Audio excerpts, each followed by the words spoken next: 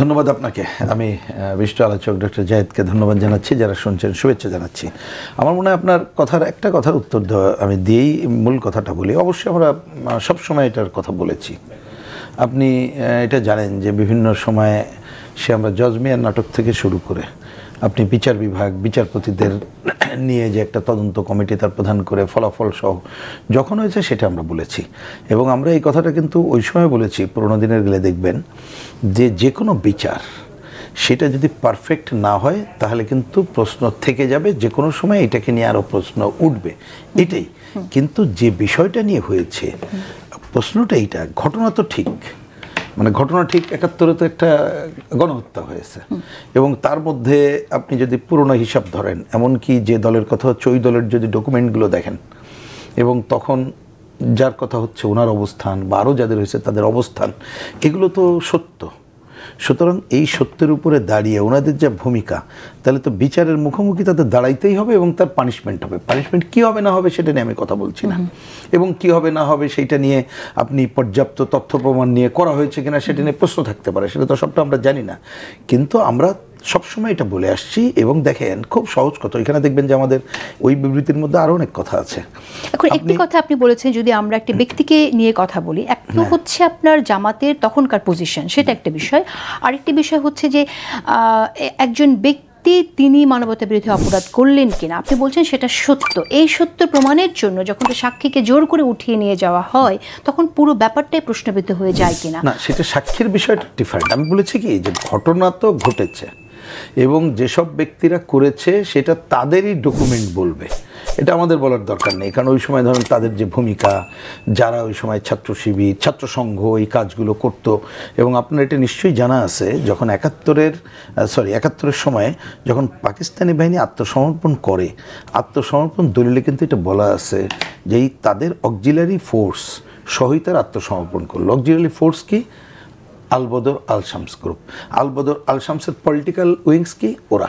তাই আমি বলছি যে ঘটনা তো সত্য, ঘটনা যেটা ঘটেছে যে ৭১-এর ঘাতক কাজ করা এবং তারা যুদ্ধ অপরাধের কাজ করেছে। এখন কোন ব্যক্তি কতটুকু করেছে তার জন্য কি হবে না হবে সেইটা যথাযথ হয়েছে কিনা, কোনো সাক্ষী জোর করে করেছে কিনা। ধরুন হয়তো কোনো ঘটনায় কারোর উদাহরণ বোঝার জন্য হয়তো ১ দিন জেল হতো, কোনো সাক্ষী আনার পরে হয়তো ১০ দিন হয়েছে।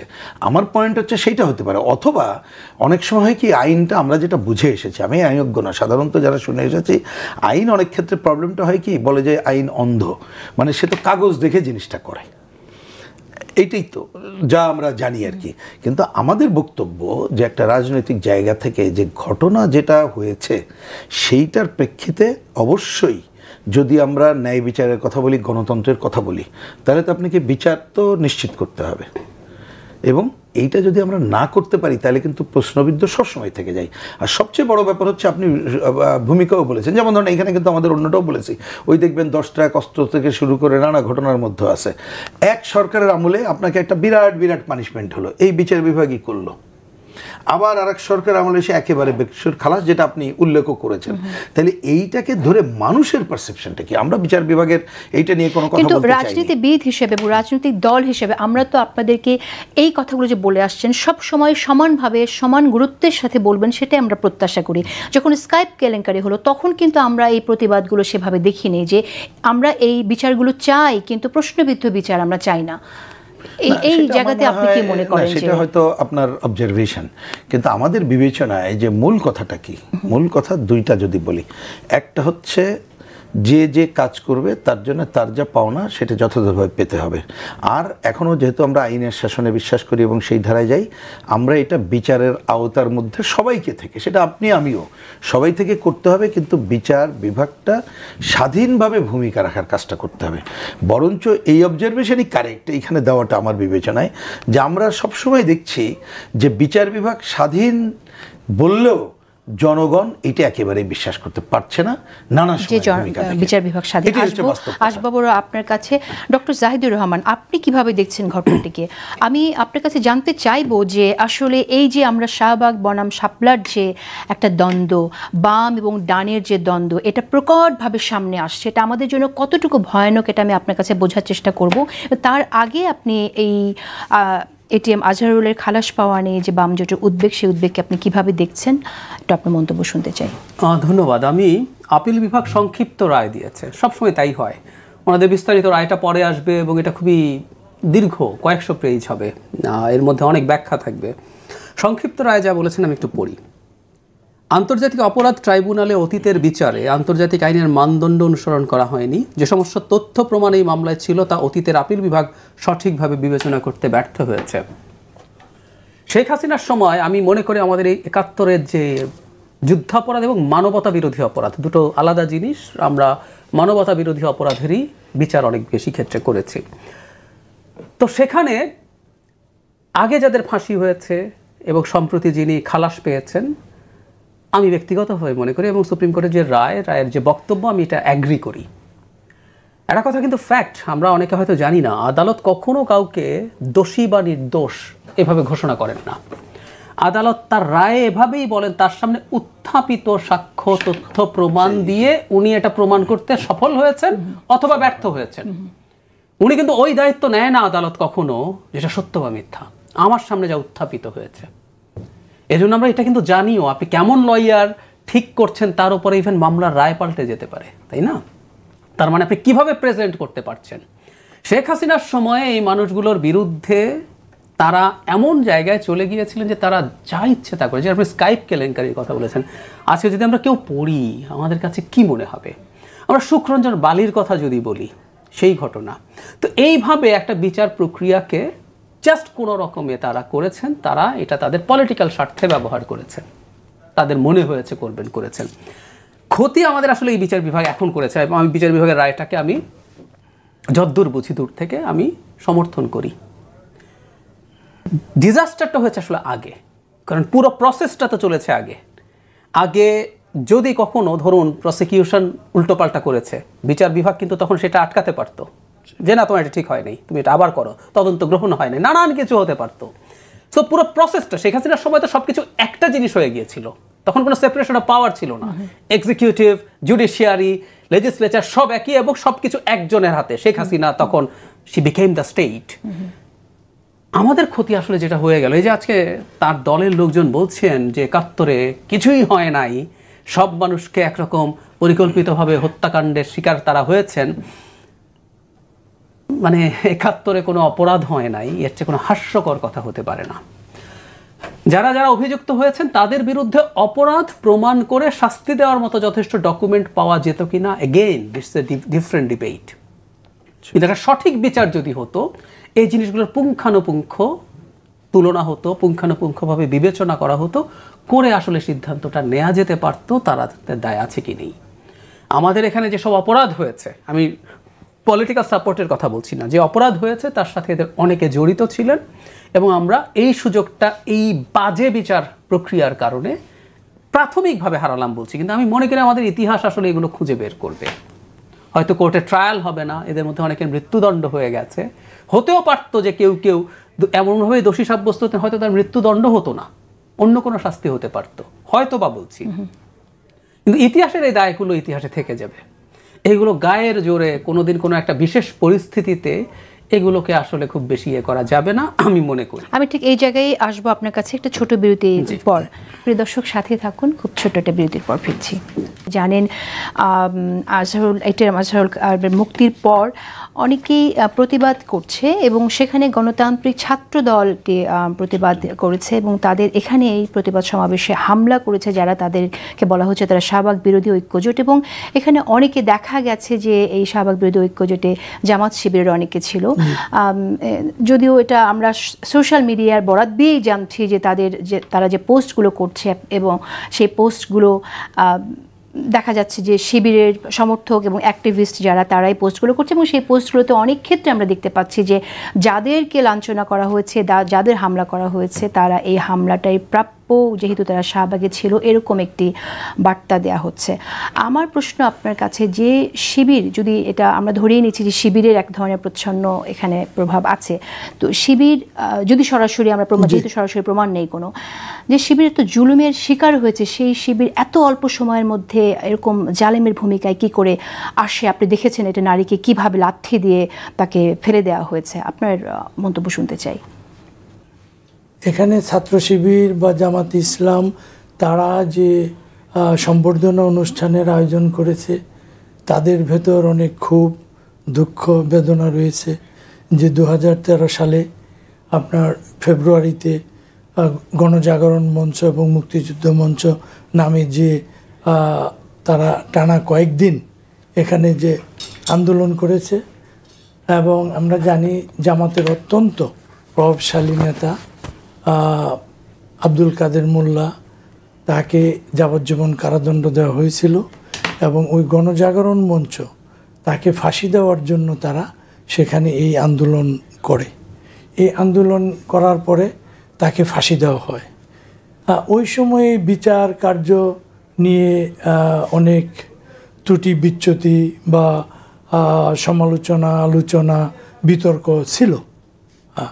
এখন দীর্ঘ সময় পর এতদিন তিনি জেলে ছিলেন মৃত্যুদণ্ডাদেশ নিয়ে, তার মুক্তির পর স্বাভাবিকভাবে জামাত ইসলাম বা তাদের অঙ্গ সংগঠন তারা উল্লসিত, তারা আনন্দিত, এবং আজহারুল হক সাহেবও উনি বলেছেন যে তিনি মুক্ত হয়েছেন, তিনি এখন একজন স্বাধীন মানুষ। তো তাদের ভেতর যে বেদনা, তাদের ভিতর যে এক ধরনের এটা আমি প্রতিশোধ পরায়ণতা বলবো না, বেদনা থেকে হামলা করেছে আপনি বলতে চাইছেন? আমার মনে হয় যে যদি তারা করে থাকে হয়তো বা এই কারণে হতে পারে। এখন এটা যারা এখানে তাকে মুক্তি দেওয়ার পরে যারা আবার এখানে সমবেত হওয়ার চেষ্টা করেছে, তারা ওই গণজাগরণ মঞ্চের যে চেতনা, সেই চেতনা বোধ থেকেই তারা এটা করেছে। আর তাহলে কি এখন শাহবাগ শিবিরের উপর ভর করছে? শাহবাগ শিবিরের উপর ভর করছে। এখানে দেখেন আইন উপদেষ্টাও কিন্তু এটা নিয়ে একটা স্ট্যাটাস দিয়েছে। তিনি বলেছেন যে এটা তার মুক্তিটা যে সঠিক হয়েছে, তার স্ট্যাটাসের মধ্য দিয়ে সেটা বেরিয়ে এসছে। তো এখন ওই যাদেরকে ফাঁসি দেওয়া হয়েছে, জামাতের শীর্ষ পর্যায়ে 6 জন নেতাকে ফাঁসি দেওয়া হয়েছে এবং বিএনপিরও 2-1 জন ছিলেন, তাদেরকেও ফাঁসি দেওয়া হয়েছে। তো এখন আমাদের এখানে প্রতিদিনই আমরা শাহবাগে ইস্যু এবং নন ইস্যু নিয়ে সমাবেশ দেখছি, প্রতিবন্ধকতা সৃষ্টি করতে দেখছি, রাস্তায় মানুষের ভোগান্তি সৃষ্টি করতে দেখছি। তো এটা ঢাকাতেও হয়েছে, রাজশাহীতেও হয়েছে, চিটাগাংও হয়েছে, এরকম সংবাদ এসছে। তো আমার মনে হয় তাদের যে ভেতরের যে একটা ক্ষোভ, তাদের যে, তাহলে শাহবাগ বিরোধী ঐক্যজোট যেটা করছে সেটা ক্ষোভ থেকে করছে এবং ঠিকই আছে এটা করা।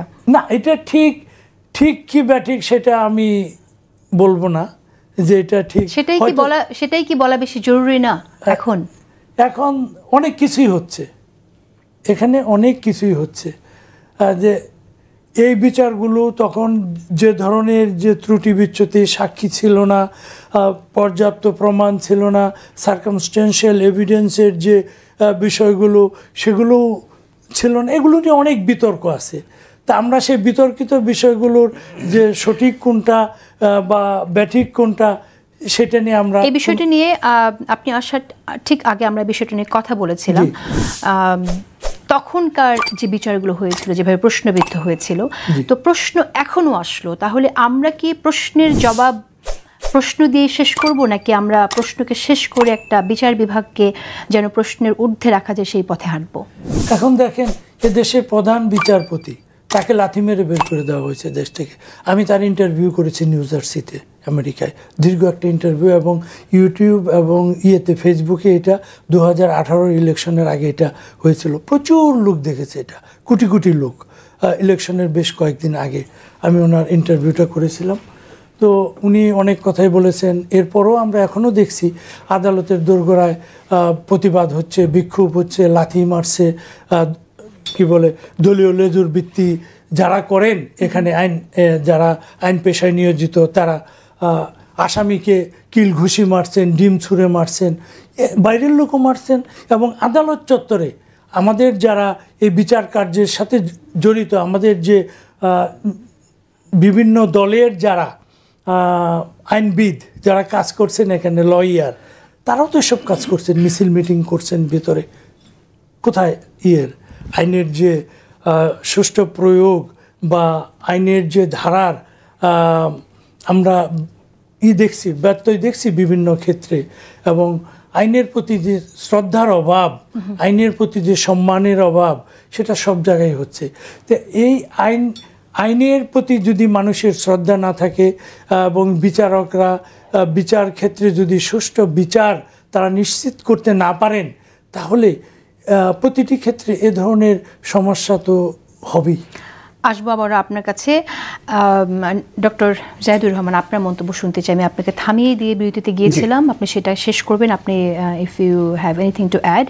পাশাপাশি আরেকটা বিষয় যেটা হচ্ছে আইন এবং বিচার ব্যবস্থা নিয়ে আমরা যে প্রশ্ন করি, আইন বিচার ব্যবস্থা প্রশ্নের করছি, সেটা ডক্টর ওয়াজেদ বলছেন এটা ঠিক না, কিন্তু আপনি কি মনে করেন যে সেই জায়গাটা আমরা আসলে কাছাকাছিও যেতে পারছি কিনা? আমরা তো মাত্র আবার শুরু করলাম বলছি, মানে খেয়াল করি বাংলাদেশে বিচার বিভাগ কখনোই যে খুব ইন্ডিপেন্ডেন্ট ছিল তা না, কিন্তু উচ্চ আদালতের অবস্থা তুলনামূলকভাবে সম্ভবত ভালো ছিল। নিম্ন আদালত কনস্টিটিউশনালি আর্টিকেল 116 অনুযায়ী কনস্টিটিউশনালি সরকারের বেশ বড় প্রভাবে আছে বা সরকারের অধীনে এভাবে বলা যায়, কিন্তু উচ্চ আদালতে ওটা ছিল। কিন্তু বিগত রেজিমের সময় মানে উচ্চ আদালত ধ্বংস করে ফেলা হয়েছে। এই যে এসকে সিনহার কথা বলা হলো, বা পরে যে প্রধান বিচারপতি শেখ হাসিনার শেষ সময় পর্যন্ত ছিলেন, যাকে রিজাইন করতে হলো, তিনি ছাত্রলীগের লোকজনের কাছ থেকে ফুল নিয়ে সেটা আবার সোশ্যাল মিডিয়াতে দেয়া হচ্ছে। একজন অতি বিতর্কিত পুলিশ অফিসার গিয়ে তার সাথে দেখা করছেন, তরবারি উপহার দিয়ে আসছেন।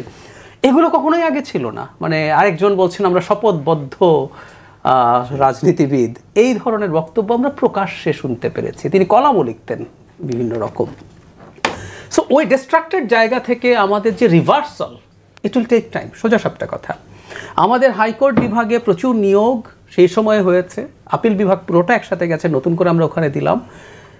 হাইকোর্ট বিভাগের জন্য কিছু বিচারক নিয়োগ করা হয়েছে, তারপর আবার এখন সার্কুলার হয়েছে। সো আমি মনে করি ভবিষ্যতের বাংলাদেশে এই যে প্রসেসটা শুরু হয়েছে এই সরকারের সময়, এটা কন্টিনিউ করবে এবং এটা আবারও বলছি সময় লাগবে। অ্যাটলিস্ট 2-3টা কাজ যদি করি এবং ভবিষ্যতে যারা নির্বাচনের মাধ্যমে ক্ষমতায় আসবেন, আমি একটা জায়গায় আশাবাদী। একটা ইন্টারেস্টিং জিনিস আছে, 1999 সালে মাজদার হোসেন মামলার রায়ে বিচার বিভাগ পৃথকীকরণে 11টা বা 13টা আমি ভুলে গেছি, দুটোর একটা সাজেশন দেওয়া ছিল, এগুলো করতে হবে।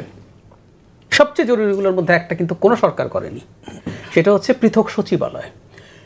এবার সেটা আছে এবং সবাই এগ্রি করেছে। আমি ওই জায়গাটায় আসছিলাম। প্রত্যেকটা রাজনৈতিক দল, ইভেন যারা ক্ষমতায় যাবে নির্বাচন হলে, যেটা পপুলারলি মনে হচ্ছে, তারাও এগ্রি করছে। সুতরাং আমরা কিন্তু ভবিষ্যৎ বাংলাদেশে অন্তত কিছু আশার জায়গা দেখতে পাচ্ছি। আমি এই কারণেই অত হতাশ হব না। কিন্তু ওই যেটা হয়েছে, একটা ডিস্ট্রাক্টেড সিস্টেমের লেগাসি কিন্তু আরও চলবে। এই জন্য আমি প্রায় একটা কথা বলি যে আমরা 5 আগস্টের পর আমাদের একটা প্রবলেম হয়েছে মেজর। আমরা অনেকেই অনেক বেশি এক্সপেক্ট করেছি এবং খুব ফাস্ট সব কিছু হয়ে যাবে বলে মনে করছিলাম। আমরা তো একই মানুষ, একই রকম অবস্থা। যে আপনি মজলুমের জালেম হয়ে ওঠার কথা বলছিলেন, আপনি যখন মজলুম হয়ে ওঠেন, তিনি তার সাথে যেভাবে ফাইট করেছিলেন, তিনি তো আসলে পাল্টা করার চেষ্টা করেছেন। বা যখন ওনার সেই ক্ষমতার জায়গাটা আসলো, ওই ভেতরে একটা ফ্যাসিস্ট মানসিকতা, খালি রাস্তার হামলা না, আপনি জামায়াত শিবিরের বিরুদ্ধে যদি অনলাইনে কিছু বলে দেখেন, আপনাকে কিভাবে গালিগালাজ করবে কমেন্টে এসে আপনি দেখবেন। অথচ জামায়াতে ইসলামীর সাথে ইসলাম আছে, ইসলামী ছাত্র শিবিরের সাথে ইসলাম আছে। ইসলাম নাম থাকা দুটো দল যে ভঙ্গিতে আপনাকে গালিগালাজ করবে, যে আমি এখন বললাম না, যদি এটা কারো কানে যায়, এখানেও গালিগালাজ। আমি রুহিন হোসেন প্রিন্স আপনার কাছে আসবো। আমি এই বিষয়ে ডক্টর ওয়াজেদ খান আপনার কাছে একটু জানতে চাই, আপনি কিভাবে দেখেন এই অনলাইন গালাগাল নিয়ে? ডক্টর জাহিদুর রহমান যেটা বলেন, আপনার মন্তব্য শুনি একটু। এখন দেখেন, অনলাইন অফলাইন সব লাইনে গালাগালি হচ্ছে এবং শারীরিকভাবেও বিভিন্ন ধরনের অ্যাসাল্ট করা হচ্ছে। এক সেকেন্ড একটু থামিয়ে বলি, মানে যে দলটা নামের সাথে ইসলাম বহন করে তার গালিগালাজ করা আর অন্যের গালিগালাজ করা একই না, আমি এটা বলতে চাইছি। জামাত ইসলাম মানে ইসলাম না, এই জামাত ইসলাম কিন্তু ইসলামী হুকুমত কায়েম করার জামাত ইসলাম না। না, জামাত ইসলামের নেতা 2-1 কিন্তু এটা বলেছেন, এই আমাদের টাইমলাইন বাংলাদেশে এসেই বলেছেন যে তারা চান ইসলামী শাসন কায়েম করতে। না না, বিষয়টা জামাত ইসলামের যে প্রতিষ্ঠাতা মৌলানা আবুল আলা মওদুদী, তিনি 1942 সালে প্রথম যখন জামাত ইসলাম প্রতিষ্ঠা করেন ব্রিটিশ ভারতে, হ্যাঁ, তারপরে আপনার ওই সময় তাদের যে বক্তব্য ছিল এবং তার মূল বক্তব্য হলো যে সৎ মানুষের নেতৃত্ব এবং সৎ মানুষের শাসন চাই, এই দুটোই তাদের মূল বক্তব্য। তারা কিন্তু যে শরিয়া ভিত্তিক শাসন, এটা কনস্টিটিউশনে তো আপনার আল্লাহ সার্বভৌমত্বের কথা এখানে তো আসলে আল্লাহ শুধুমাত্র সার্বভৌমত্ব- ইসলাম থাকার জন্য আপনার একজন খ্রিস্টান বা একজন হিন্দু বা বৌদ্ধ আমাদের গিয়ে তো তো সংবিধানে তার এখানে বিসমিল্লাহির জয়েন করতে রহমানির রাহিম পারছে আছে না। আমাদের সংবিধানে। হ্যাঁ, তো ওইটা কিন্তু তাদের মূল মন্ত্র কিন্তু শরিয়া ভিত্তিক শাসন ব্যবস্থা না। এটা এই দুইটা জিনিস মনে রাখতে হবে। যে কারণে জামাত ইসলাম দীর্ঘ সময়ে পাকিস্তান পিরিয়ডে তারা জামাতে আমরা হিন্দু 1970 নেতা সাল দেখি, পর্যন্ত তাহলে কোনো জামাতে একটা আমরা হিন্দু আসনে নেতা দেখি না কেন? নির্বাচিত হতে পারে নাই। তাইলে একটু জিজ্ঞেস করি, জামাতে হিন্দু নেতা দেখি না কেন? এখন জামাতে হিন্দু নেতা দেখেন না, এটা খুব কঠিন প্রশ্ন। জামাতে যেমন হিন্দু নেতা নাই, আবার বিজেপি বা RSS ওগুলোর ভিতর মুসলমান হয়তো আছে, ভারতে আছে, কিন্তু থাকলেও এটা তারা যে ওইভাবে আছে এটা না। তা আমাদের দেশে যে ইসলামিক দলগুলো আছে বা আপনার হিন্দু বা অন্যান্য ধর্মের যে হিন্দু বৌদ্ধ খ্রিস্টান ঐক্য পরিষদ, সেখানে কিন্তু মুসলমান নেই। আপনি আমাদের দেশেই দেখছেন। আচ্ছা, আমরা বেশি দূর যাব না, কারণ আমরা আলোচনার কেন্দ্রে থাকতে চাই। আপনার কাছে ছোট্ট একটু প্রশ্ন করেছিলাম, এই যে অনলাইন গালাগাল নিয়ে যেটা আমরা শুনেছি, আপনি এটা নিজে ফেস করেছেন কিনা জানি না, আপনার মন্তব্য শুনি আপনি আসলে এটা ধরেন এখন সোশ্যাল মিডিয়াতে এটা খুব বেশি হচ্ছে। সোশ্যাল মিডিয়ায় কে কাকে বিভিন্ন এমন সব গালিগালাজ হচ্ছে যেগুলো মানে প্রকাশ্যে কথা বলা হয়তো ইউটিউবের আপনার বাড়ানোর জন্য, দর্শক শ্রোতা বাড়ানোর জন্য হতে পারে। ঠিক তা না, আমরা দেখি যে অনেক ফেক আইডি থেকে গালিগালাজ করা হয়। এটা সব পক্ষই করছে। এখানে যে শুধুই জামাত করছে তা না, এখানে অন্যান্য আওয়ামী লীগ বলেন, অন্যান্য দল বলেন, সব দলেই প্রতিপক্ষ দলকে গালিগালাজ করছে।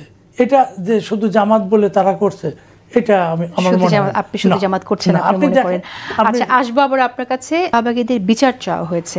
আমি একটু রুহিন হোসেন প্রিন্স আপনার মন্তব্য শুনতে চাই যে শাহবাগীদের বিরুদ্ধে প্রধান অভিযোগ গণজাগরণ মঞ্চ করে বিচারিক হত্যাকাণ্ডকে উস্কে দিয়েছিল তারা, এবং এই যে আব্দুল কাদের মোল্লার কথাও এখানে আসলো, এবং আমরা আলোচনার মধ্যেও নিয়ে এসেছিলাম, এটা আপনিও বোধহয় বলেছেন, এগ্রি করেছেন যে, এবং ডক্টর জাহিদুর রহমানও বলেছেন যে সাজা হয়তো সেটা হতো, কোন মাত্রায় হতো সেটা আমরা নিশ্চিত জানি না, কিন্তু যে ফাঁসি হয়ে গেল এটাকে তো আসলে বিচারিক হত্যাকাণ্ডই বলা উচিত। হ্যাঁ, প্রসেসটা ফল্টি প্রসেস, এবং হয়তো কিন্তু প্রসেসটা আটারলি, যে কারণে বিচারিক হত্যাকাণ্ডের প্রশ্নটাকে খারিজ করা যায় না, অভিযোগটা। আমি ওই হেফাজতের কথা বলার আগে এই সংশ্লিষ্ট আলোচনার বিষয়ে ছোট্ট ছোট 2-3টা মন্তব্য করি। একটা হচ্ছে, এটা হয়তো মানে প্রথম বিচার নিয়ে আমার মনে হয় যে কথা আমরা যা বলেছি, যে এবং আমি যেটা বললাম ডক্টর জাহিদও বলেছে যে বিচারকরা তার ডকুমেন্টের উপরে ভিত্তি করেই তো কথাটা বলে। কিন্তু আমরা এইটাই তো বুঝতে পারি যে দীর্ঘদিন ধরে বিচার বিভাগকে এখন আমরা স্বাধীন পরিবেশের মধ্যে নিতে পারিনি। আবার কাল পরশু হবে সেটা আমিও প্রত্যাশা করছি না, কারণ এখন যে সংস্কার আলোচনা আছে তাতে বিশেষ করে আর্থিকভাবে স্বাধীনতা, সচিবালয় প্রতিষ্ঠা সহ অনেকগুলো পজিটিভ জায়গা আছে।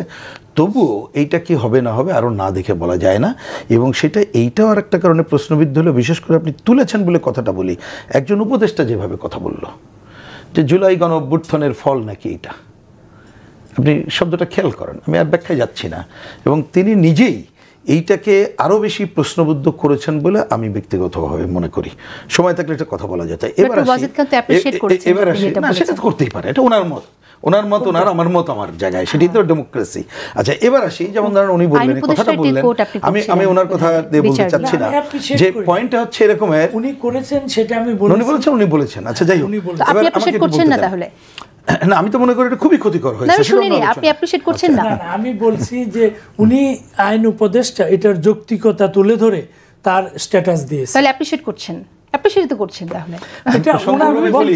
এই সময় কিন্তু আরো অনেক এরকম বিচার হয়েছে, আমি জানি না উনি এরকম কোথাও এই ধরনের দিয়েছেন কিনা, এবং এইটা যে কি এই গণ অভ্যুত্থানের ফল এটা বলেছেন কিনা। সুতরাং ইতিহাস এইটারও কথা বলবো, এবং ইতিহাসের কাঠগড়া এই কারণে ওনাকেও দাঁড়াতে হবে, পরিষ্কার করে বলবো। আমিও করলে ইতিহাসের কাঠগড়া আমাকেও যেমন দাঁড়াতে হবে, সবাইকে দাঁড়াতে হবে। এইটার বিশেষ করে এরকম একটা দায়িত্বশীল জায়গায় থেকে, এবং একটা গণ অভ্যুত্থানের সাথে সম্পর্কিত কথা বলে। গণ অভ্যুত্থান ব্যক্তিমত অন্য জিনিস, কিন্তু আমি গণ অভ্যুত্থানকে তো প্রশ্নবিদ্ধ করতে পারি না। গণ অভ্যুত্থানের আকাঙ্ক্ষা নিয়ে তো যার মত বলতে পারি, কিন্তু প্রশ্নবিদ্ধ করতে পারি না। আচ্ছা, যাই হোক, ওইটা থামলাম।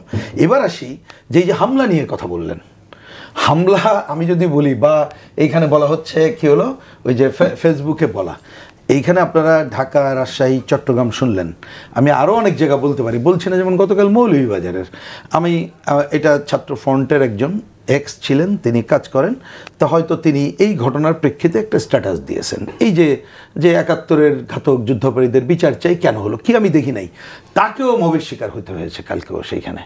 তারপরে যাই হোক, সেখানে থানা পুলিশ এসেই তাকে সেভ করে বাড়ি পৌঁছাই দিয়েছে। তার মানে চলছে কিন্তু এইগুলো।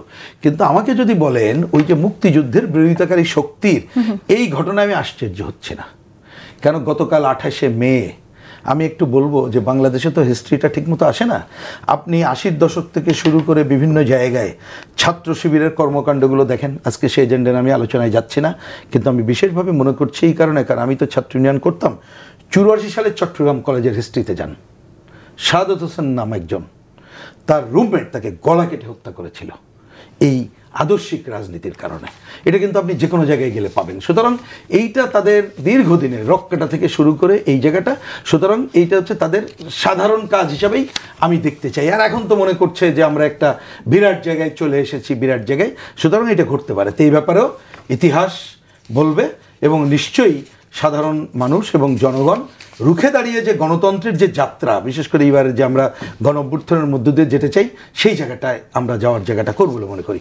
আর আপনি যে প্রশ্নটা এখন করলেন, সেটা হচ্ছে আমাকে যদি বলেন গণজাগরণ মঞ্চ মূল স্লোগানটা কি ছিল? আমি একটি উদাহরণ টানতে চাই এবং এই সুযোগে আপনার কথাটাও শুনবো। যখন দেশের সার্বজনীন ইসলামী শিক্ষা ব্যবস্থা দাবি করা হচ্ছিল এবং এই দাবিটা করার কারণে আব্দুল মালিককে হত্যা করা হয়েছে, এই শিক্ষানীতির, আমি একটু ওই জায়গাটা পড়তেই চাই, এই শিক্ষানীতির প্রতি আলোচনা সভায় আব্দুল মালিক 5 মিনিট বক্তব্য বামপন্থীদের বিরোধিতা করেন এবং ইসলামী শিক্ষা ব্যবস্থার পক্ষে বক্তব্য দেন। পরে আব্দুল মালিক ও তার কতিপয় সঙ্গীকে টিএসসির মোড়ে বামপন্থীরা হামলা করে এবং রেসকোর্সে এনে তার মাথার নিচে ইট দিয়ে উপরে ইট ও লোহার রড দিয়ে আঘাত করে মারাত্মক জখম করে এবং মৃত অবস্থায় ফেলে রেখে চলে যায়। ছাত্রলীগ ও ছাত্র ইউনিয়ন যৌথভাবে পরিকল্পিত হামলার নেতৃত্ব দেন বলে অভিযোগ আছে। এরকম ঘটনা তো আমার জানা নেই। আপনার জানা নেই? না, আমার জানা নেই। কবের ঘটনা একটু যদি বলেন, আমি একটু জেনে নিতে চাই। এটা আমি আপনাকে রেফারেন্স পাঠাবো, ডেট সহ আমি যার মত বলবে তাতে এটা নিয়ে প্রশ্ন ওঠে না, এরকম হওয়ার কোনো কারণই নাই। আচ্ছা, আমি ডিটেইল এটা শুনলাম আপনার কাছে, এখন আমি এটা কখনোই শুনি নাই, জানি না উনি শুনেছেন কিনা, এরকম হিস্ট্রিতে তো দেখি না এরকম। এই অভিযোগটা আমি পেয়েছি, আমি আমার মনে হয় তারা আপনি বলুন, আপনি ওয়েবসাইটে সার্চ দেন, ওই সময় আপনি কে না জানে যে ওই সময় আমি যেটা বললাম 80-র দশক, এবং ওই জায়গায় চট্টগ্রাম বিশ্ববিদ্যালয়, রাজশাহী বিশ্ববিদ্যালয়, খুলনা, বিভিন্ন জায়গায়, ঢাকা বিশ্ববিদ্যালয়টা ঢুকতে পারেনি যার জন্য আলিয়া মাদ্রাসায় পর্যন্ত ইসলামী ছাত্র সেনাদেরকে পর্যন্ত হত্যা করা হয়েছে। এই ধরনের সেই খতিয়ান প্রচুর আছে। আমি বলছি যে এই জন্যে যে যাদের এই খতিয়ান, তারা যদি এই ঘটনার প্রেক্ষিতে কাউকে আঘাত করে, মারে, সেইটাকে আমি দেখি যাতে তাদের সেই সাধারণ কর্মকাণ্ডেরই অংশ। এখন ডক্টর জায়েদ তিনি খুব সৎ জায়গা থেকে এটা তার আকাঙ্ক্ষা করতেই পারেন যে নামে ইসলাম থাকলে করে কিভাবে। এখন সব ইসলাম তো আর ইসলাম না। নুরুল ইসলামের নামের সাথে সেই ইসলামকেই যদি আপনি ইসলাম বলেন, বিখ্যাত গল্প আছে, আমি সেদিকে গেলাম না, তাহলে সেটা অন্যটা হয়ে যায়। যাই হোক, সেটা এজেন্ডা না বলে এখন আলোচনা। আপনি ওই কথার আমি এক কথাটা বলতে চাই। দেখেন, গণজাগরণ মঞ্চ প্রধানত এইটা হয়েছিল এইখানে এই কথাটা একটু আগে বলে রাখা উচিত। ধরুন এইবারের যে গণ অভ্যুত্থান, এইখানে নানা মানুষ নানা কারণে সংঘবদ্ধ হয়েছি আমরা, উদ্দেশ্য এক একজনের এক এক রকম। তা সুতরাং এই ধরনের যখন স্বতঃস্ফূর্ত আন্দোলন গড়ে ওঠে, তখন হয়তো নানা গ্রুপ নানা চায়, আর ক্ষমতাসীনরা নানাভাবে তার উপরে প্রভাব বিস্তার করে অন্য কিছু চাইতে পারে। কিন্তু সাধারণ আকাঙ্ক্ষাটাকেই গুরুত্ব দিতে হবে বলে মনে করি। তা আমাদের বিবেচনায় যে শাহবাগের যে আকাঙ্ক্ষা ছিল, সেই আকাঙ্ক্ষাটা কি, যে 1971 সালে যে মুক্তিযুদ্ধ আমরা সংগঠিত করলাম এবং যুদ্ধ অপরাধের মতো যে অপরাধ সংগঠিত হয়েছে, আমরা দেখলাম সেইটার কিন্তু বিচার কখন হয় নাই। আপনি যদি ইতিহাসের সমাপ্তি ছাড়া আপনি তো এগিয়ে যদি না যেতে পারেন, তাহলে আপনি কখনো গণতন্ত্রের ধারাকেও কিন্তু প্রতিষ্ঠিত করতে পারবেন না। একটা জায়গায় এসে তো আপনাকে একটা ঠিক করেই তারপর আগানোর জায়গায় যেতে হবে। তা সেইখানে যখন বিচার প্রক্রিয়া শুরু হলো এবং সেই বিচার প্রক্রিয়ায় দেখা গেল শেখ হাসিনা যে বিচার প্রক্রিয়া করেছে, সেই বিচারের প্রতি তো আস্থাহীনতা থেকেই কিন্তু সেটা গড়ে উঠেছে। এই হিসাবটা বোধহয় আপনারা করেন নাই। যে সেটা আমাকে যদি বলেন যে ইনোসেন্ট জায়গা থেকে যেটা এসেছিল, সেটা হচ্ছে যে যুদ্ধ অপরাধীদের আমরা বিচার চাই।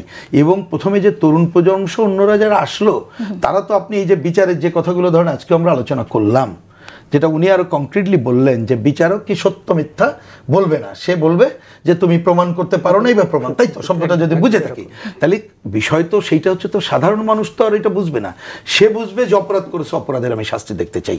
আর ওইখানে আসছে যে বাংলাদেশের যেটা ক্যাপিটাল পানিশমেন্ট, সর্বোচ্চ শাস্তি আমরা দেখতে চাই। সুতরাং এইটাকে আমি মনে করি যেভাবে পাল্টাপাল্টি করা হচ্ছে, এই পাল্টাপাল্টিটা যথাযথ না, এইটার অবশ্যই এটার অবসান হওয়া দরকার। অবসানটা কিভাবে হবে এটাই বুঝতে চাইবে, আমাদের হাতে সময় খুবই কম। ডক্টর ওয়াজেদ খান, আমি আপনাকে একটু প্রশ্ন করি স্পেসিফিক, মবের জবাব কি মব দিয়ে হবে কিনা? না, অবশ্যই না। তাহলে সেটাই তো আমরা দেখছি ঘটে আসছে। দেশে আইনের শাসন থাকবে।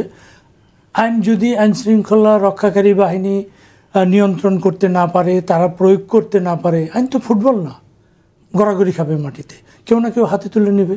যে কারণে আজকে মব হচ্ছে, এই মব বন্ধ করতে হবে। যদি দেশে আইনের শাসন হয়, যদি বিচার ন্যায় বিচার বলবৎ থাকে, যদি সুশাসন থাকে, আপনার মানুষের অধিকার যদি নিশ্চিত থাকে, তাহলে মব হবে কেন? প্রত্যেকেরই অধিকার আছে। একটা মানুষ রাস্তায় হাঁটবে, সে হাত মেলে হাঁটতে পারে, আরেকজন লোক রাস্তায় হাঁটবে, সে হয়তো এমনিতে হাঁটছে, তাই বলে আমি আমার অধিকার আছে বলে আমি তো কারো নাকে মুখে আমার হাত। তাহলে ঘটছে কেন, আপনি কিভাবে দেখছেন এটা? এটা আমাদের যে আইন প্রয়োগকারী সংস্থা, এখানে দুইটা জিনিস সম্পৃক্ত। একটা হলো আইন প্রয়োগকারী সংস্থা, একটা হলো বিচার বিভাগ। এই বিচার বিভাগ, আর ভাই যেটা কথাটা বললেন যে শিবির শুধু বিভিন্ন বিশ্ববিদ্যালয়ে জায়গায় রক কাটছে, মানুষ মারছে, ঢাকা বিশ্ববিদ্যালয়ে 72 সালের পরে এ পর্যন্ত 85 জনকে হত্যা করা হয়েছে। 1974 সালে 7ই এপ্রিল সূর্য সেন হলের সামনে 7 জনকে হত্যা করেছে, সবগুলি হত্যাকাণ্ড করেছে ছাত্রলীগ। আপনাকে সেটাও বলতে হবে, আমাদেরকে সেটাও হয়তো এই দীর্ঘ সময় 54 বছরে হয়তো তারা 5টা হত্যা করেছে। এরকম অন্যান্য ছাত্র সংগঠনও আছে, ছাত্র ইউনিয়নও আছে, বিভিন্ন সংগঠন আছে। আমরা যখন কথা বলবো গোটা আইনের বিষয়টা নিয়ে কথা বলবো, সবাইকে নিয়ে কথা বলবো। তো এখন যে মব, এই মব হইল একটা বিশৃঙ্খল জাতি, যেখানে আইনের শাসন নাই। এটা কোনো হইতে পারে না। একটা আইনের আপনি তো আমেরিকায় অপরাধ প্রবণতা বাংলাদেশের চেয়ে শতগুণ বেশি মানুষের মাঝে। 1 ঘন্টা যদি ইলেকট্রিসিটি না থাকে, নিউ ইয়র্ক শহর লুট হয়ে যাবে, কিন্তু আইনের শাসন আছে, কেউ কোনো জিনিসে হাত দিবে না, প্রকাশ্য দিবালোকে। আপনি যেটা বললেন যে আমাদের এখানে যেহেতু আইনের প্রয়োগ নেই, সে কারণেই মব হচ্ছে। হ্যাঁ, এটা বিভিন্ন দেশে হয়, এটা মানুষের অপরাধ প্রবণতা সব জায়গায় আছে, ছিনতাই হচ্ছে, এটা বড় বড় শহরগুলোতে কতিপয় দেশ। আপনি এই মব থামানো যাচ্ছে না কেন? আপনি কি মনে করেন যে সেক্ষেত্রে পুলিশ প্রশাসন ব্যর্থ? এখানে এই মুহূর্তে পুলিশ প্রশাসন, পুলিশ ভঙ্গুর। পুলিশের যে, আমি ওই দিন পুলিশ হেডকোয়ার্টারে গিয়েছিলাম, তো আমি দেখলাম যে পুলিশের যে জনবল, তাদের যে শক্তি, সেটা তারা প্রয়োগ করতে পারছে না। এখনও অনেক পুলিশ পলাতক। তারপরে আর্মি তাদের পাওয়ার নিয়ে কাজ করছে, এখানে ম্যাজিস্ট্রেসি পাওয়ার নিয়ে তারাও এখনও করতে পারছে না, কাজ করতে পারছে না সেভাবে। তো সব কিছু নির্ভর করে স্বরাষ্ট্র উপদেষ্টা, আমি মনে করি তিনি একজন দুর্বল ব্যক্তিত্বের লোক। একজন শক্তিশালী স্বরাষ্ট্র উপদেষ্টা যেমন প্রয়োজন, তেমনি তার টোটাল ক্যাবিনেটটাও ওই রকম শক্তিশালী প্রয়োজন। আপনাকে আইন প্রয়োগ করতে হবে। জি, আসবো আবার আপনার কাছে। ডক্টর জাহিদুর রহমান, আমি যে উদাহরণটা টানলাম একটু আগে, যে সার্বজনীন ইসলামী শিক্ষা ব্যবস্থা দাবি করার জন্য আব্দুল মালিক নামে একজন ব্যক্তিকে যে অর্ধমৃত অবস্থায় ফেলে রেখে চলে যায়, এটা অনেক আগের ঘটনা, কিন্তু উপসর্গ হিসেবে আপনি দেখেন যে আমরা কিন্তু সেই জায়গাটায় ফিরে এসেছি। রাইট অ্যান্ড লেফট, কেউ এটা একজন মানুষ যদি সে ইসলাম পন্থের রাজনীতি না করেন এবং তাদের যে দাবি সেই অনুযায়ী না চলেন, তার তো সেটা অধিকার, সেটা করবে না, কিন্তু তাকে আঘাত কেন করতে হবে? আবার আরেকজন মানুষ সে যদি ইসলাম পন্থায় মেনে চলতে চায়, সেটাও তার অধিকার। কিন্তু আমরা এখন একটা সাংঘর্ষিক অবস্থা দেখছি। আপনি কি মনে করেন যে আমাদের কি করণীয়, কিভাবে আসলে মুক্তি পাবো আমরা এই সাংঘর্ষিক অবস্থায় বলি আর বিভেদ বলি, বিভেদ থেকে? শেখ হাসিনা গেছেন, কিন্তু শেখ হাসিনা যাওয়ার পর থেকে একটা কথা বলি আমি সবসময়, এটা এখন না, শেখ হাসিনা যখন পতন হয়নি তখনও আমি একটা জিনিস ভয় পেতাম। আমি আমার অনেক আলোচনায় বলেছি, লেখায় লিখেছি, একটা স্বৈরতান্ত্রিক স্বৈরাচারী প্রবণতা বা স্বৈরাচারী শাসন ব্যবস্থা যখন থাকে, অর্থনীতির ক্ষেত্রে একটা ট্রিকল ডাউন এফেক্ট বলে না, অর্থনীতির উপর থেকে চুইয়ে চুইয়ে নিচে পড়ে। আমি মনে করি, আমি বিশ্বাস করি স্বৈরাচারীয় মানসিকতাও ট্রিকল ডাউন করে। একটা স্টেটে যখন স্বৈরাচার থাকে, দেখবেন আস্তে আস্তে সোসাইটিতে ঢোকে, ওইটা ফ্যামিলিতে ঢুকবেই, অনিবার্য এটা। আপনি যখন ক্রমাগত দেখবেন স্বৈরাচারী হয়ে উঠছে সবাই, আপনি পাল্টাটাও করবেন কিন্তু একই কায়দায়, আলাপ আলোচনা না। শেখ হাসিনাকে ফেলার জন্য কি ভোট বা আলাপ আলোচনা হয়েছে? পাল্টা বল প্রয়োগ করতে হয়েছে, আপনি তার বন্দুকের সামনে দাঁড়াতে হয়েছে, আপনি তাকে গায়ের শক্তিতে ফেলার চেষ্টা করতে হয়েছে, তাই তো? সো দীর্ঘদিন আমরা আসলে এই রিয়াকশনগুলো হয়ে করে গেছি। একটা গণতান্ত্রিক সমাজে যে ডায়ালগের যে চেষ্টা, ডায়ালগের যে চিন্তা, সেই চিন্তা চেষ্টার একেবারেই উবে গেছে। সেই সম্ভাবনা এসেও তো উবে গেল না, আমি আবার এসে উবে গেল না। আমি মনে করি আবার যদি আমরা গণতান্ত্রিক ব্যবস্থাটা ধরে রাখতে পারি তাহলে, কিন্তু এখানে একটা গুরুত্বপূর্ণ প্রশ্ন আছে, বিশেষ করে ধর্মভিত্তিক। আমি জামায়াতের কথাও পুরো বলছি না, আরো কিছু র্যাডিক্যাল ইসলামিস্টরা আছেন, তারা কিছু কিছু ক্ষেত্রে তো আবার আলোচনা করা যাবে না বলে ফেলছেন। সো একটা অন্তর্গত ফ্যাসিবাদী প্রবণতা আছে আপনার মধ্যে। যখন আপনি বলবেন, এক মিনিট, যখন আপনি বলবেন যে একটা মেয়ে ওড়না পড়বে কি না পড়লে কোথায় পড়বে সেটা কেউ ঠিক করে দিতে পারে না, আরেকজন আপনি যখন এই আলাপ আলোচনা করছেন এবং শেষে আপনাকে বলবে যে আপনি এই কথা বলতেই পারেন না, ওর এই রাইটের পক্ষে আপনি দাঁড়াতেই পারেন না। কেউ যখন নাটক বন্ধ করছে, যখন আমি বলছি নাটক বাউল গান কেন বন্ধ হবে, পাল্টা এসে আমি এই মন্তব্য পেয়েছি যে আপনি এটার বিরুদ্ধে কিভাবে কথা বলেন। সো ওই একটা অন্তর্গত প্রবণতা আবার ওখানে আছেই, ওনারা ডেমোক্রেটিকলি এগুলোতে এনগেজড হন না। আচ্ছা, ঠিক আছে, ধন্যবাদ আপনাকে রুহিন হোসেন প্রিন্স। একটা সময় তো আমরা 15 বছর শুনলাম এই রাজাকার, কেউ কোনো প্রতিবাদ করলেই, সরকারকে সমর্থন না করলেই রাজাকার, পাকিস্তানের দালাল, বিএনপি জামাত এসব ট্যাগ দেয়া হতো। এখন ট্যাগিংটা হচ্ছে অন্যরকম। আপনি কি মনে করেন সেই সময়ের ট্যাগিংটাকে তো আমরা ওইভাবে আসলে অনেকেই দেখলাম না প্রতিবাদ করতে পারার মতো অবস্থায় যেতে, এখন ট্যাগিংটা আমরা কি করে বন্ধ করব? না, প্রথমে একটা কথা বলি যে এইটা বোধহয় একটা আপনি জেনারেলাইজ করছেন যে ওই সময় বলা হয়নি। আমার মনে হয় এখানে ডক্টর জাহিদ হাসান, যেহেতু আমরা একসাথেই এইখানে থাকি, অনেক কথা বলেছি, আপনি ছিলেন একটা সময় যখন, তখন আপনিও খেয়াল করেন, আপনার সাথে তখনও কথা হয়েছে। আমরা কিন্তু ওই সময় বিশেষ করে বলেছি, বিশেষ করে এটা 12-13 সালের দিক থেকেই এই আলোচনাটা অনেক সামনে এসেছে যে কিছু হলে এই যে ক্ষমতা তারা রাখার জন্যে, ক্ষমতা ধরে রাখার জন্য তারা মুক্তিযুদ্ধকে ব্যবহার করেছে। তারা তখন এইটাকে কিছু হলে অন্য একটা ট্যাগ দিয়ে এটা করেছে, তার ফল কোথায় চলে গেছে এটা কিন্তু খেয়াল করেন। সুতরাং সেটা কিন্তু বলা হয়েছে তখন, কিন্তু আপনি এখন ওইটা কি বলবো, এটা প্রচার মিডিয়া আমি একটু বলি এখানে প্রিন্স ভাই, সেটা হচ্ছে যে আপনি বলেছেন কিন্তু যেভাবে বললে পরে কাজ হতে পারতো, আচ্ছা 15 বছর অপেক্ষা করতে হতো না, সেভাবে তো আমরা সবাইকে এক হয়ে সজোরে প্রতিবাদ তো দেখি। সেটার কথা যে আমি ওনার একটা কথা মানে ধার করেন এই জায়গায় বলি যে যখন গণতান্ত্রিক প্রক্রিয়াটা থাকে না, তখন এটা দেখবেন যে অটো সেন্সরশিপ অনেক ঘটনা ঘটে। যেমন উনি যে ট্রিকল ডাউনের কথা বললেন না, আমরা জেনারেলি ওই সময় বহুদিন ধরে বলে আসছি, যখন একটা স্টেট মাফিয়া থাকে তখন স্ট্রিট মাফিয়াও রাজত্ব করে, স্টেট মাফিয়া এবং স্ট্রিট মাফিয়ার মধ্যেই দেশটা চলছিল। তা সেই জায়গা থেকে উত্তরণের পথ যদি বলেন, সেটা হচ্ছে ওই যে বলেন এখন তো নতুন একটা ট্যাগিং করে তো তাহলে পথ না, পথ হচ্ছে আপনি একটা ডেমোক্রেটিক অ্যাটমসফিয়ার নিয়ে আসবেন এবং একটা সহনশীল ভূমিকা নিয়ে করতে হবে। সেইটা করার ক্ষেত্রে আমি খালি একটা সময় কম বলে এক্সট্রা একটা কথা যোগ করি, এইখানে যদি ধরেন এখানে রাজনৈতিক দল নিয়ে কথা বলা হচ্ছে, সংগঠন, তাদের যে ভূমিকা, এখন ধরেন আমি যে দল, আমার দলের মধ্যে যদি অন্তর্নিহিত ফ্যাসিবাদী প্রবণতাই থাকে, আমার দলে যদি গণতান্ত্রিক অ্যাটমসফিয়ার না থাকে, তাহলে কিন্তু আমি ওনাকে সহ্য করতে পারবো না। সুতরাং আপনি দলের মধ্যেও নিয়ে আসতে হবে এবং পুরো সোসাইটি, আমরা তো অনেক অভিজ্ঞতা হলো, সেই অভিজ্ঞতায় যারটা সে বলবে, জনগণ এটা জাজ করবে, সেই রকম একটা গণতান্ত্রিক অ্যাটমসফিয়ার নিয়ে আসাটা খুবই দরকার এবং বোধহয় ব্যক্তি চিন্তা সংস্কারও দরকার এখানে। এই সময় তো খুবই জরুরি এই ট্যাগিং এর জায়গাটা থেকে বন্ধ।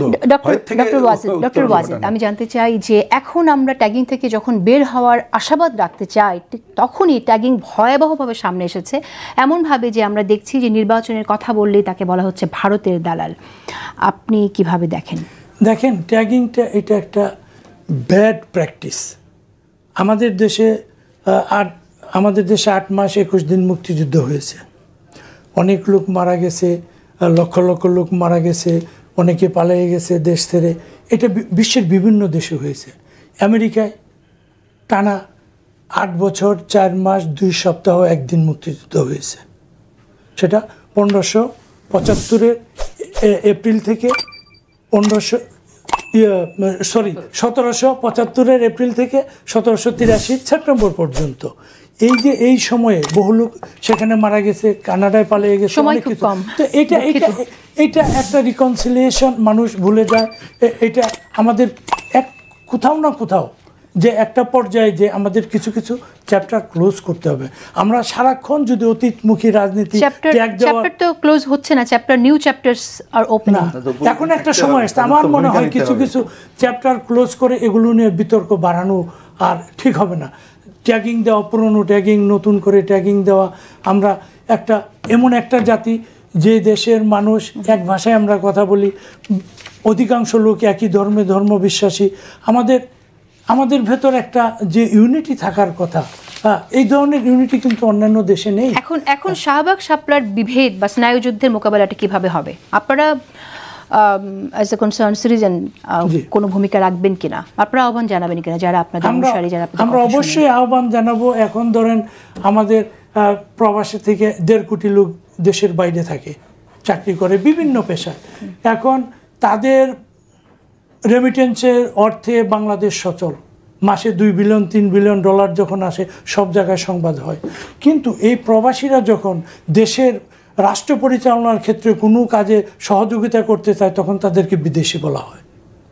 না, ভিন্ন প্রসঙ্গ সেটা, কিন্তু কিন্তু আপনাদের আমি ওটা নিয়ে কথা বলতে প্রস্তুত। বিদেশে যদি কারো নাগরিকত্ব থাকে উনি বিদেশী, তো আমাদের নাগরিকত্ব থাকলেও তারা তো দেশে না, উনি বাংলাদেশকে ওন করেন না। ওনার কাছে বাংলাদেশ যেহেতু রেমিটেন্স পাঠাচ্ছেন তাহলে তো সেই জায়গা থেকে আপনারা আহ্বান জানাতেই পারেন। আপনাদের কথা তখন শুনবে, আমরা আশা করি সেই জায়গাটা বিশ্বের বিভিন্ন দেশের নাগরিকদের এই অধিকার আছে। জি, doctor Jahidur Rahman, last 1 minute for you.